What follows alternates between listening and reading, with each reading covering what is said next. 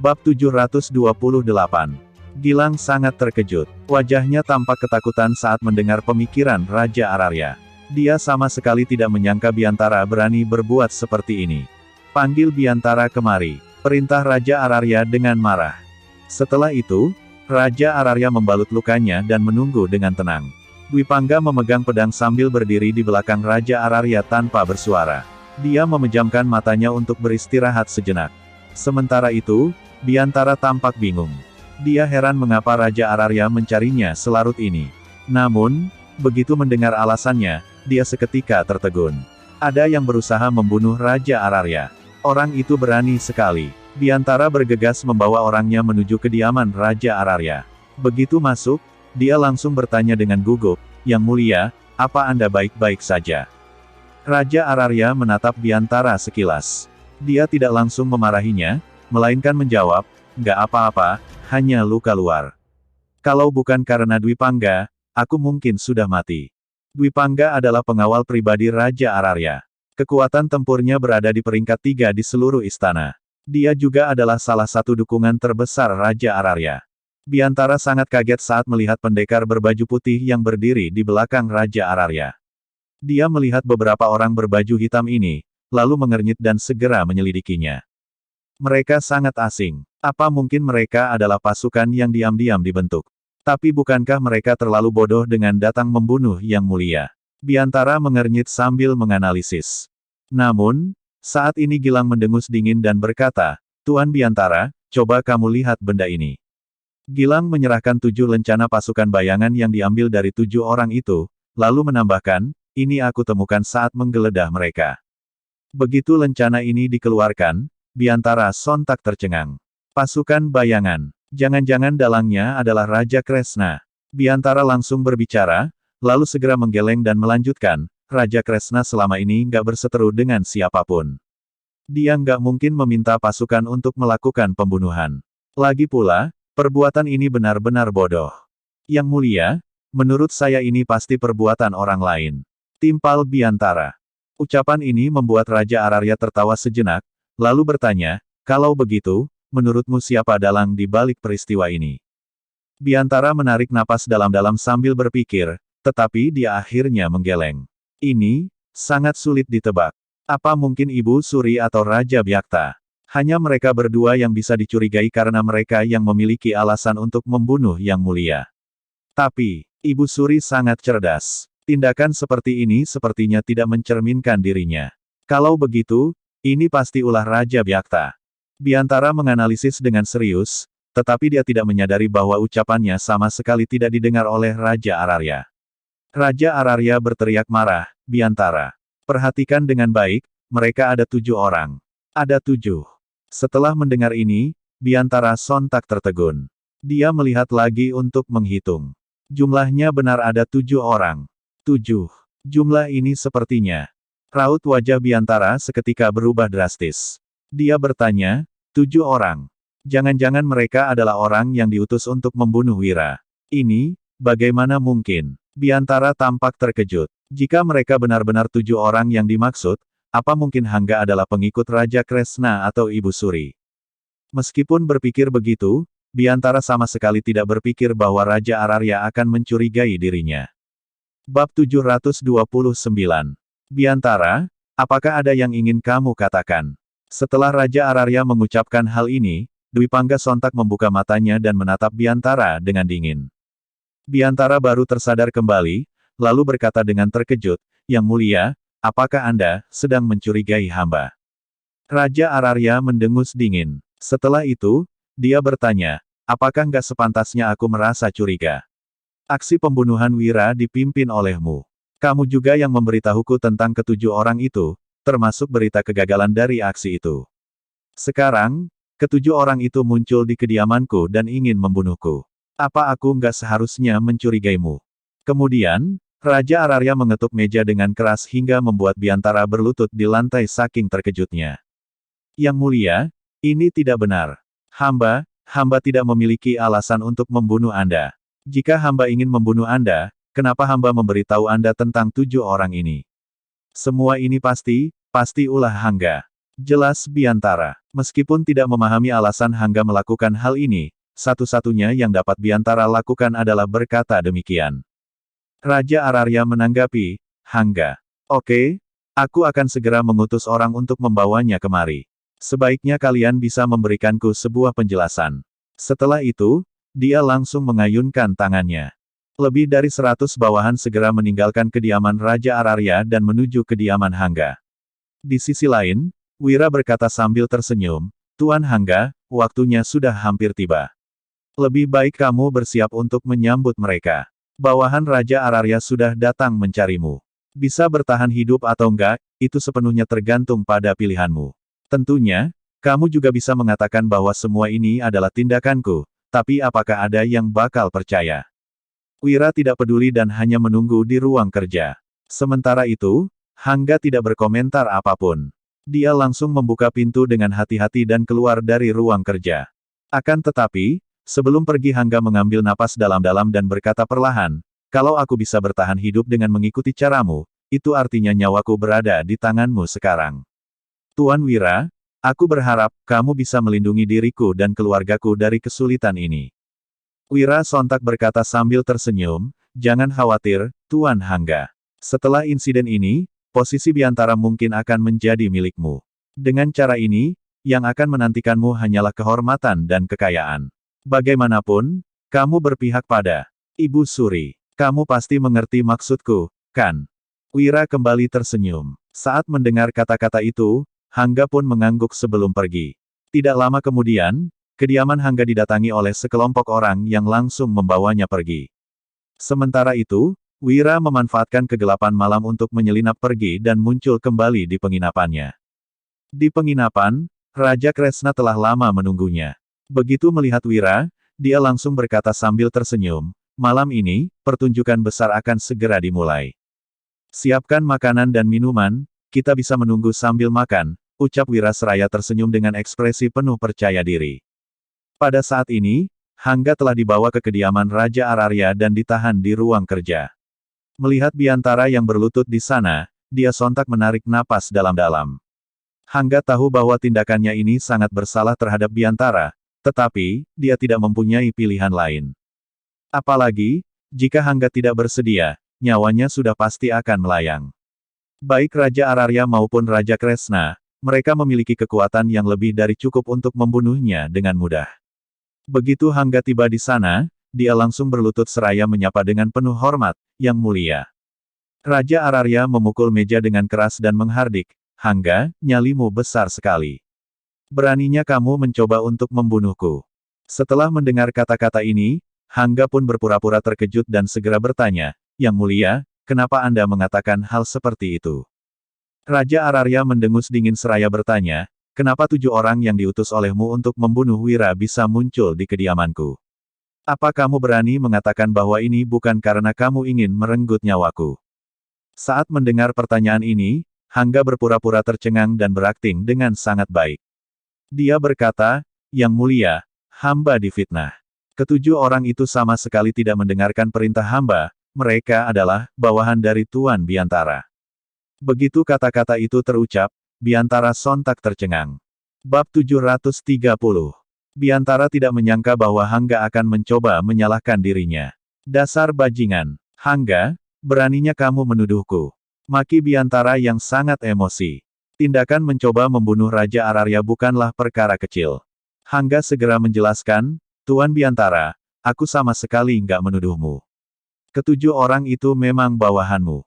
Aku hanya membantu menyusupkan mereka ke dalam pasukan bayangan secara diam-diam. Bahkan, aku sama sekali nggak pernah bertemu dengan mereka. Selain itu, apa alasan aku untuk membunuh Raja Ararya? Pernyataan Hangga memang cukup masuk akal, tetapi Biantara langsung membantah. Kamu nggak punya alasan, lalu memangnya aku punya. Ketujuh orang itu jelas adalah bawahanmu dan sekarang mereka muncul di sini. Bisa-bisanya kamu mengatakan bahwa aku yang merencanakan semua ini. Hangga, sebenarnya kamu bekerja untuk siapa? Tentunya, Hangga sadar bahwa dia telah memfitnah Biantara, tetapi dia hanya ingin bertahan hidup. Itu sebabnya, tak peduli apapun yang terjadi, dia akan terus memfitnah Biantara hari ini. Yang Mulia, Hamba bersedia menjamin dengan nyawa hamba bahwa ketujuh orang itu memang diutus oleh Hangga. Dia pasti adalah dalang di balik semua ini. Hangga, katakanlah siapa yang memberimu perintah itu? Tanya Biantara. Ketika mendengar pertanyaan ini, Raja Ararya memicingkan mata dan menatap ke arah Hangga. Di antara kedua pihak, dia tentu lebih percaya dengan Biantara. Namun, pada saat ini, Dwi Pangga malah berkata, "Yang mulia, lebih baik salah membunuh daripada salah melepaskan salah satu di antara mereka. Bagaimana kalau kedua orang ini dibunuh saja?" Usul dari Dwi Pangga membuat Biantara dan Hangga tercengang. Raja Ararya sontak mendengus dingin, lalu mengancam, "Aku akan memberi kalian satu kesempatan. Siapa dalang di balik hal ini? Kalau nggak mengungkapkannya hari ini, aku akan membunuh kalian." Saat ini, Hangga menggertakkan giginya dan memutuskan untuk berterus terang atas segalanya. Dia segera menjelaskan, "Yang mulia, ada satu hal yang ingin hamba sampaikan sejak lama. Hamba selalu mengira bahwa Tuan Biantara adalah bawahan Anda dan setia pada Anda. Tapi, setelah Wira datang ke kota ini, hamba baru menyadari bahwa Tuan Biantara sebenarnya berpihak pada Ibu Suri." Pernyataan ini membuat raut wajah Raja Ararya sontak berubah. Biantara sangat kesal karena difitnah sehingga langsung berseru, "Kamu asal berbicara. Apa kamu punya bukti?" Tanya Raja Ararya secara langsung. Hangga pun memutuskan untuk menyampaikan semua informasi yang diberikan oleh Wira kepadanya. Hangga segera menjelaskan, awalnya, Biantara menyuruh hamba mengatur 7 orang ini untuk membunuh Wira. Hamba pun menyampaikan perintah rahasia kepada mereka sesuai dengan instruksi Biantara. Tapi, setelah Wira tiba di kota, hamba merasa heran karena dia masih hidup. Setelah itu, Biantara malah memberitahu hamba bahwa misinya telah gagal. Kemudian, Hangga menimpali, hamba memang agak curiga, tapi tidak terlalu memikirkannya. Seiring berjalannya waktu, keraguan hamba malah membesar. Hamba merasa bahwa semua ini tidak masuk akal dan mulai merasa ada sesuatu yang tidak beres. Hangga melanjutkan, hari ini, ketujuh orang itu bisa-bisanya datang tanpa diketahui oleh siapapun. Jelas bahwa mereka memiliki pemahaman tentang Yang Mulia. Bukan hanya itu, Biantara yang mengendalikan pasukan kerajaan Agrel. Apalagi, ada begitu banyak anggota pasukan kerajaan Agrel yang berjaga di sini untuk melindungi Yang Mulia. Jika bukan dia yang sengaja membiarkan ketujuh orang itu masuk, bagaimana bisa mereka masuk dengan mudah? Usai mendengar perkataan Hangga, raut wajah Biantara berubah menjadi sangat suram. Sejujurnya, perkataan Hangga memang benar. Seluruh pasukan kerajaan Agrel berada di bawah kendali Biantara. Jangankan 7 orang yang datang ke kota, bahkan 7 ekor tikus pun bisa diketahui oleh pasukan kerajaan Agrel dengan mudah. Hangga pun menimpali, pasukan kerajaan Agrel mengendalikan ibu kota, tapi 7 orang itu bisa-bisanya datang dengan mudah. Bahkan, Biantara pun tidak tahu tentang hal ini. Semua orang mengetahui kekuatan pasukan kerajaan Agrel dengan jelas. Bagaimana mungkin mereka tidak tahu tentang hal tersebut? Begitu mendengar penjelasan Hangga, bahkan Raja Ararya pun memicingkan matanya. Perkataan Hangga memang tidak salah. Yang Mulia, jelas bahwa Hangga ingin menuduhku dengan mengucapkan kata-kata itu. Jelas Biantara. Saat ini, dia tidak tahu harus mengatakan apa lagi. Menuduh. Sudah kuduga bahwa kamu akan berkata seperti itu. Balas Hangga. Bab 731. Yang Mulia, apakah Anda menerima surat beberapa hari yang lalu? Tanya Hangga secara langsung. Kemudian, Raja Ararya tertegun sejenak karena mengingat surat tersebut, lalu bertanya, "Surat? Apakah surat itu darimu?" Hangga segera mengangguk untuk menanggapinya, lalu melanjutkan, "Benar, Yang Mulia. Meskipun hamba memiliki keraguan tentang Biantara, hamba tidak berani banyak berkomentar. Bagaimanapun, Anda sangat bergantung padanya, jadi, demi berjaga-jaga, hamba hanya bisa memberikan bantuan dengan mengantarkan surat ini kepada Anda." Setelah Hangga selesai berbicara, Raja Ararya tiba-tiba berdiri dan menatap tajam ke arah Biantara, lalu berkata, "Biantara, beraninya kamu mencoba untuk membunuhku." Hanya Raja Ararya dan putranya yang tahu tentang surat tersebut, bahkan Dwi Pangga pun tidak mengetahuinya. Selain itu, fakta bahwa Hangga mengetahui hal ini hanya bisa menjelaskan tentang satu hal, yaitu dialah pengirimnya. "Surat? Surat apa?" tanya Biantara yang benar-benar bingung. "Kapan surat itu muncul?" Hangga menjelaskan, "Semenjak Wira memasuki kota, aku selalu memantau Tuan Biantara. Aku merasa bahwa kamu makin dekat dengan Ibu Suri dan Wira. Apalagi, karena ketujuh orang itu nggak mati, juga merupakan ahli yang terampil, jadi aku diam-diam mengirim surat kepada Raja Ararya. Dalam surat tersebut, aku hanya memberitahu Raja Ararya bahwa ada yang ingin membunuhnya dan memintanya untuk berhati-hati. Timpal. Hangga. Setelah itu, dia mendengus dingin dan melanjutkan, Yang Mulia, hamba mengirim surat ini melalui salah satu mata-mata yang tersembunyi di kediaman. Orang ini merupakan salah satu bawahan Biantara, juga anggota pasukan bayangan. Hamba membuatnya percaya bahwa surat ini adalah informasi rahasia yang ingin disampaikan oleh Biantara kepada Anda. Dengan cara tersebut, orang itu baru bersedia diam-diam meletakkannya di meja Anda. Timpal Hangga. Setelah mendengar perkataannya, Raja Ararya kembali terkejut dan sontak bertanya, apa? Bisa-bisanya ada mata-mata Biantara di kediamanku. Sementara itu, Hangga yang menjelaskan semua itu terdiam sejenak, lalu kembali memanas-manasi situasi dengan berkata, Yang Mulia, apa Anda tidak tahu? Biantara, kamu berulang kali mengaku bahwa orang ini adalah anggota pasukan bayangan. Dia mampu menjamin keselamatan Raja Ararya dan juga menyampaikan pesan. Aku nggak menyangka bahwa kamu bahkan nggak memberitahu Raja Ararya tentang orang ini. Jelas Hangga. Kemudian, dia tiba-tiba berseru, kamu benar-benar punya rencana bagus. Setelah mendengar penjelasan Hangga, Biantara menjadi makin bingung dan membatin, apa maksud dari bawahanku? Sejak kapan ada anggota pasukan bayangan di kediaman Raja Ararya? Situasi apa ini? Bahkan, Biantara yang sangat cerdas pun kebingungan. Siapa orang itu? Tanya Raja Ararya segera. Tak lama kemudian, seseorang langsung berlutut seraya menjelaskan, Yang Mulia, hamba adalah mata-mata yang Tuan Biantara tempatkan di kediaman. Dia meminta hamba menyampaikan pesan kepada Anda dan melindungi Anda secara diam-diam. Orang itu kembali menjelaskan, mengenai surat itu, memang sesuai dengan apa yang dikatakan oleh Tuan Hangga, dialah yang memberikannya kepada hamba. Dia mengatakan, Tuan Biantara meminta hamba untuk mengirimkannya secara diam-diam kepada Anda. Hamba sempat merasa sedikit ragu saat itu, tapi tidak berpikir terlalu banyak. Jadi, hamba menyelinap masuk ke ruang kerja Anda dan meletakkan surat itu di atas meja. Saat ini, semuanya sudah jelas dengan adanya penjelasan orang tersebut. Raut wajah Raja Ararya tampak sangat suram sekarang. Dia menatap Biantara lekat-lekat dan bertanya, Biantara, apakah masih ada yang ingin kamu sampaikan? Katakanlah, kamu sebenarnya bekerja untuk siapa? Apakah Ibu Suri yang mengutusmu untuk membunuhku? Mungkinkah Raja Byakta? Segera setelah kata-kata ini diucapkan, Biantara sontak merasa cemas. Ini jelas-jelas adalah jalan buntu. Dimulai dari percobaan pembunuhan, pengkhianatan Hangga, hingga pengakuan dari mata-mata tersembunyi, semua ini merupakan jebakan besar yang bahkan membuat dirinya tercengang. Kini, Biantara benar-benar sangat terkejut.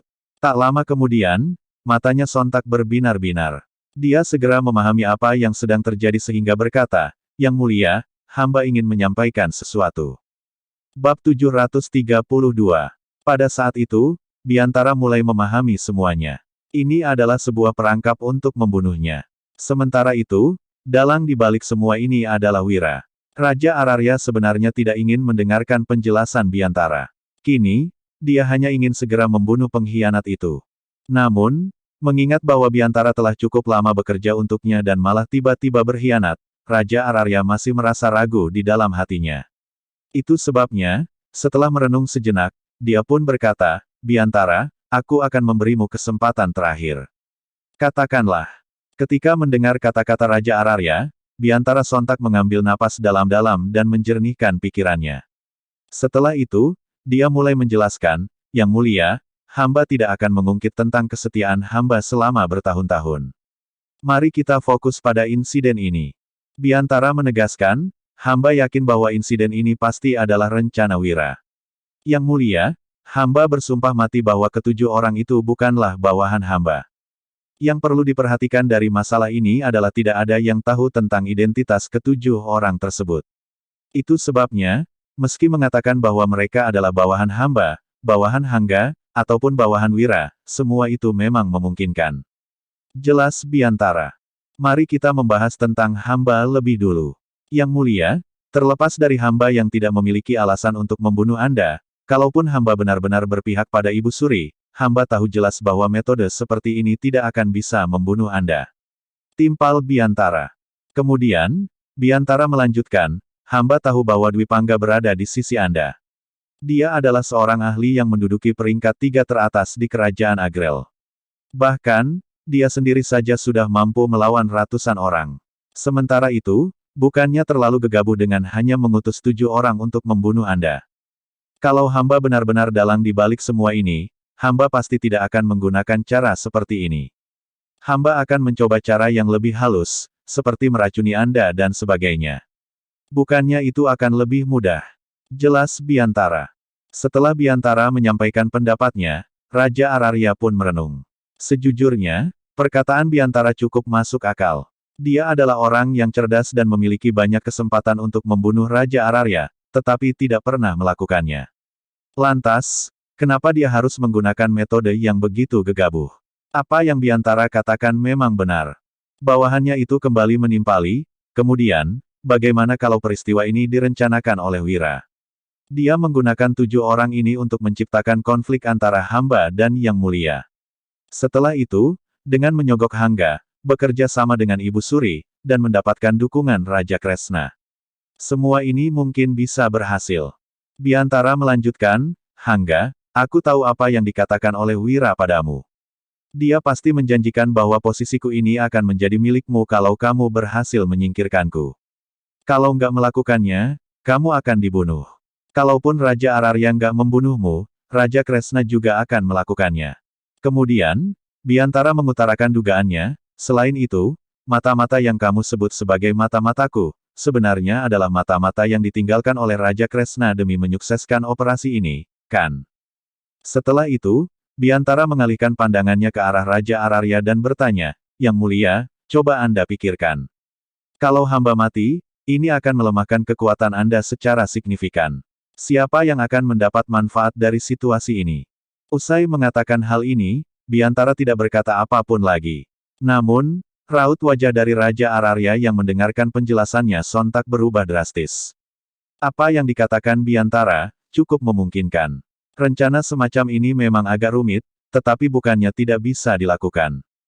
Yang Mulia, dia berbicara seperti itu hanya untuk memengaruhi Anda. Bagaimana mungkin hal ini bisa dilakukan? Kita tidak perlu membahas yang lain. Siapa yang mampu menempatkan mata-mata di kediaman Anda? Selain itu, Raja Kresna selalu bersikap adil, apalagi Ibu Suri juga menikahkan Dewina dengan Wira. Bagaimana mungkin dia akan berpihak kepada Ibu Suri? Tanya Hangga.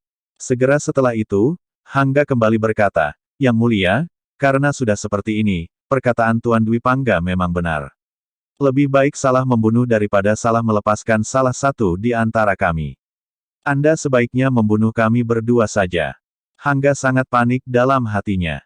Dia tahu bahwa Biantara sangat hebat, bahkan mampu menebak situasi ini. Hal ini benar-benar membuatnya ketakutan. Tak peduli apapun yang terjadi, Hangga tidak boleh mengungkapkan kebenarannya. Bab 733.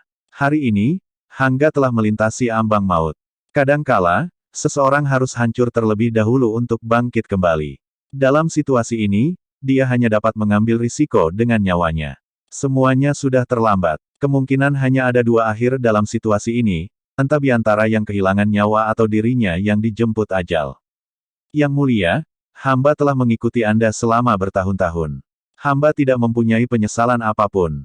Karena situasinya sudah seperti ini, hamba juga rela mati, ucap Biantara seraya menutup matanya, lalu dia tidak mengatakan apapun lagi. Biantara juga merupakan tipe orang yang tegas. Kini, dia telah mengetahui situasinya, juga tentunya tahu bahwa hidup dan matinya tidak dapat diprediksi. Itu sebabnya, lebih baik dia mengambil sikap dengan lugas dan membuat Raja Araria merasa curiga. Sejujurnya, Raja Araria juga merasa ragu-ragu.